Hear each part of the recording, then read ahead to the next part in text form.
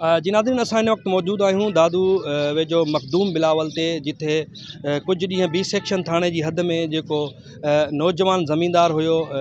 नादिर जमाली, जंहिंखे पुलिस पारां मुबैना मुक़ाबले में मारे क़त्ल कयो वियो हो, उन जे वारसनि पारां अॼु जेको आहे सो धरणो हयो वियो आहे इंडस हाईवे ते, जेको लाड़काने खां कराची वेंदड़ ऐं कराची खां लाड़काने वेंदड़ जेको रोड आहे मेन इंडस हाईवे, उनखे बंदि कयो वियो आहे। उन खां पोइ उते सवें गाॾियुनि जूं जेकियूं आहिनि कतारूं लॻी वियूं आहिनि। मखदूम बिलावल जो जेको शहर आहे, जिते सवें दुकानदारनि पारां जेको आहे सो हिन दुकाननि जी तालाबंदी करे ऐं हुन धरणे में शिरकत लाइ उते पहुता आहिनि। उन्हनि जो इहो चवणु आहे त नादिर जमाली जेको आहे उहो हिकु वॾो ज़मींदार माण्हू हुयो, जेको ग़रीब ऐं मिसकिन फैमिलीज़ जी मदद कंदड़ हुयो, पर हीअ पुलिस जेको आहे सो बेगुनाह उनखे गिरफ़्तार करे उनखे क़त्ल कयो आहे, जंहिंजी हिन महिल ताईं जुडिशनल इंक्वायरी जो होम डिपार्टमेंट पारां ऐलान त कयो वियो आहे, पर उनजो हाईकोर्ट पारां उहो अहिड़ो नोटिफिकेशन अञा ताईं जारी न कयो वियो आहे त इहा जुडिशनल इंक्वायरी केरु कंदो। मां तव्हांखे इहो ॿुधाईंदो हलां त हितां जा जेके सवें माण्हू आहिनि, उन्हनि हिन महिल धरणे में जेको आहे सो शिरकत लाइ उते रवाना थी विया आहिनि। हिननि वारसनि सां बि असांजी ॻाल्हि ॿोल थी आहे। उन्हनि जो हिकु ई मुतालबो आहे त जेसीं ताईं जुडिशनल इंक्वायरी नथी थिए ऐं हिन